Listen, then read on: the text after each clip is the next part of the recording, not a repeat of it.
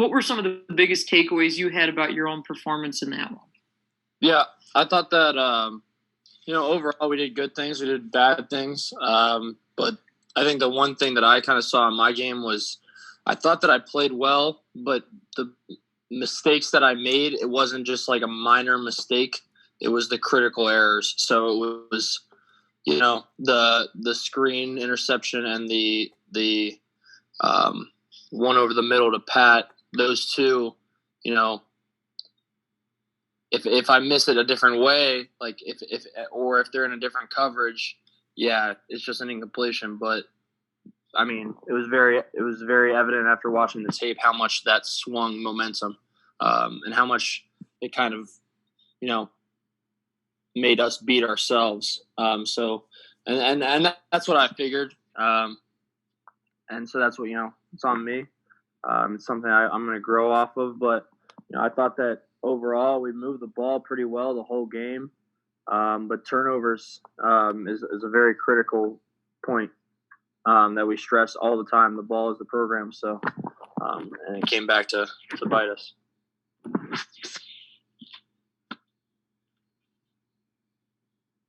Ben Jones? Sean, this weekend is obviously emotional. Next week, there's the election. There's a lot packed into a little span of time. How do you kind of keep, everyone's head on straight when there's just so much happening and it's all happening all at once?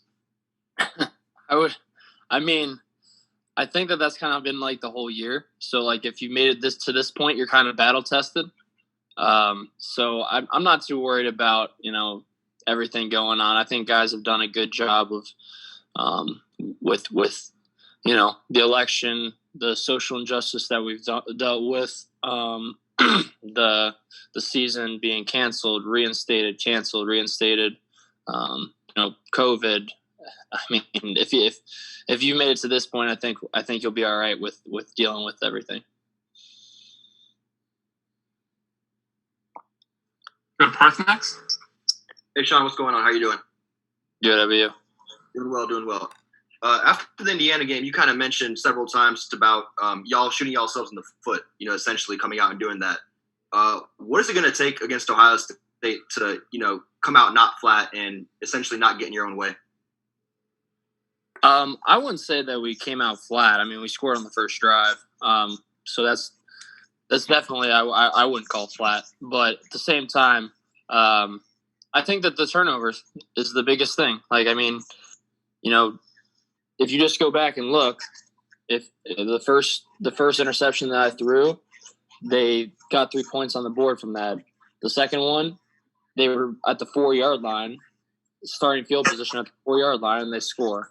And then the fumble at the goal line, we're on the 4, and then we fumble. So, I mean, you're telling me we can't take 2, 3, probably all 3 of those turnovers off the board in that game?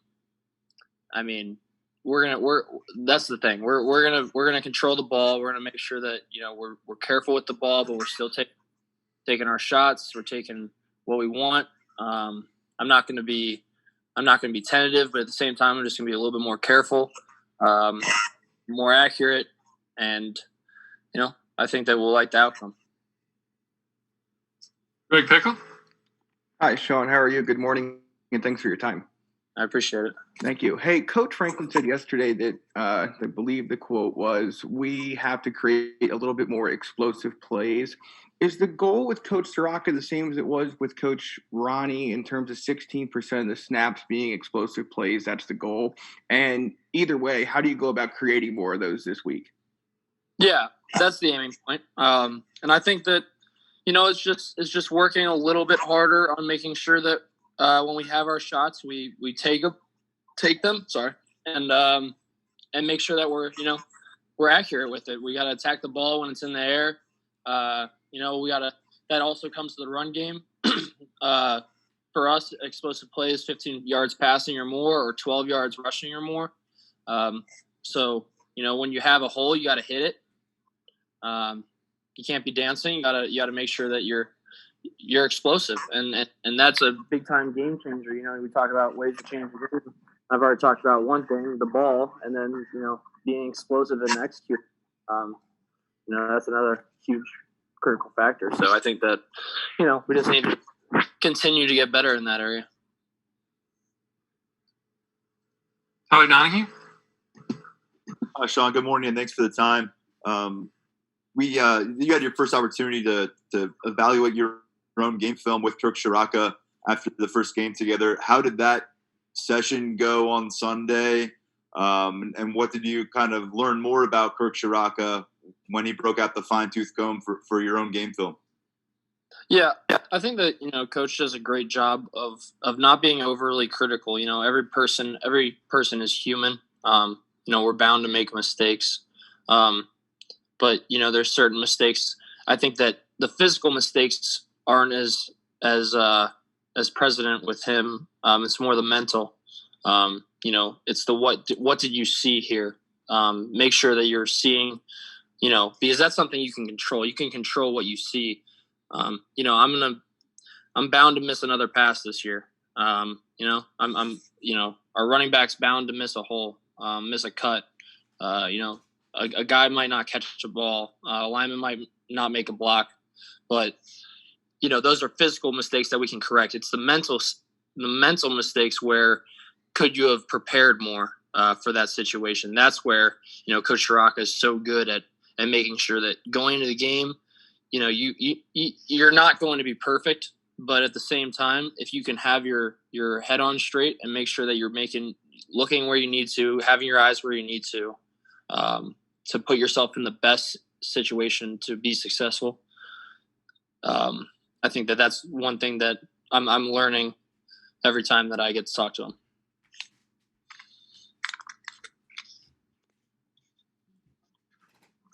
Bias Wilborn?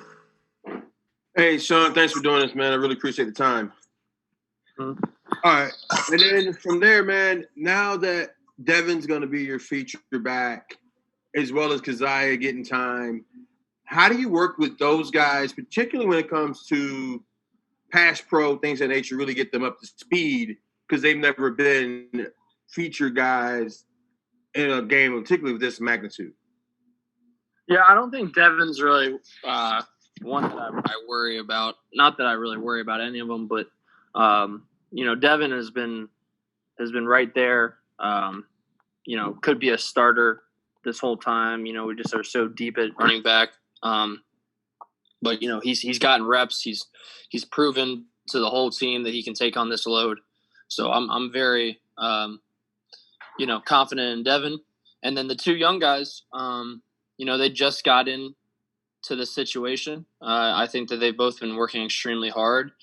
But they just got to get caught up a little bit more mentally, and they're young. They haven't taken reps like that. They haven't taken college reps in really practice, much less in a game like this. So it's just bringing them along, making sure that I'm in their ear constantly, pushing them to be the best that they can be, and the rest will take care of itself. Frank Bodani? Hey, Sean. Pat and Jahan, almost as expected, had the majority of the receptions on Saturday. The rest of your receiving room, your targets, however you want to call it, how are those guys progressing? Can they progress quickly enough? What's your read on the rest of the guys you're throwing to? Yeah, I think that I have confidence in all of them really now. Pat obviously is an All-American for a reason. He's a very talented tight end. Jahan is another guy who has experience, so it's easier to get him the ball like early, just because he knows what a game's like. He's not feeling it out really. I think Parker Washington did some really good things in the game. I think that he created space. He had a good touchdown in the end in the overtime. And then he also had a great catch on the 10 on the left side. So and then Keandre Lambert, he got his feet wet. Daniel George is somebody who I expect to keep making catches. And then Cam Sullivan Brown wasn't available last game, but I'm very excited to see what he's going to be able to do. So we got a lot of talent, I think. younger, but at the same time, I'm very confident in that group. Mark Brennan. Sean, what can you tell us about the Ohio State defense and maybe the challenges that it brings? And is it difficult to prepare for a team when you only have tape of one game kind of from this season? We didn't have any tape from this season for Indiana, and, we prepare a very similar way. So, we know that they're going to probably throw out something new. But, Ohio State, they're a one high team, mixing in a little bit too high this year. They like to man you up. They like to zone you off in three. They have a bunch of returning starters. Their linebacker core, Pete Werner, Tuff Borland, Browning, are all solid guys. Sean Wade at corner returning was big for them. Jonathan Cooper, their leader on the defensive line, is very solid. So they have a lot of talent all over the place. But they also had to replace some guys. I know that. We're just getting ready for a bunch of looks. I think that, they're extremely talented and, a very well-coached program. We're just going to, have to make sure that we're doing our three things. We're taking care of the ball, we're executing, and we're having a great mentality. Donnie Collins. Hey, Sean, was it weird at all playing in front of just a couple hundred fans at Indiana? And do you think it's a significant difference this weekend coming at you guys with that many in Beaver Stadium? I don't think, Coach Franklin did a pretty good job of, getting us prepared for it. So and the same thing goes where once you're in the game, like, you really don't notice everything else around you. You're just so focused on what you got to do on the field. So the fans kind of, other than maybe the sound itself, it doesn't really change the game. Like, once you're actually in it. Obviously, we'd love to have the full whiteout experience, but it's not going to happen. So I'm not going to, harp on it that much. I'm happy that, the fans will be able to see us play. And, imagine that they were there and 110K strong. I think that it's definitely one of, if not the greatest show in college football. And it's a bummer that it's going to be missed this year, but at the same time, we still are playing in it. So I'm very excited. I'm juiced up about the game. I'm excited to get out there with my guys and put on a show. Elton Hayes. Hey, Sean, thanks for your time this morning. So I believe the Big Ten next Tuesday, Election Day, is a mandated day off for all football teams in the conference. Was wondering if you guys on the football team plan to do any, have maybe like a team vote, go together as a team to vote, or had any action items planned for the day? I know that some guys have voted early. Mm-hmm. So I don't know what, everybody's plan is. I mean, and I know that we talk about 1-0. Like, I'm really just thinking about this week, and I know how huge the election is. It's a very, very important day. Everybody needs to get out, exercise their right to vote. It's very important. But at the same time, I really, I haven't thought about next week's plan. But I'm sure, after the game, we'll start to figure some things out Sunday if we want to do anything as a group. But yeah, just kind of more focused on this week, trying to focus on what we can control right now. And that's, getting better in this Wednesday's practice. Pat Principe.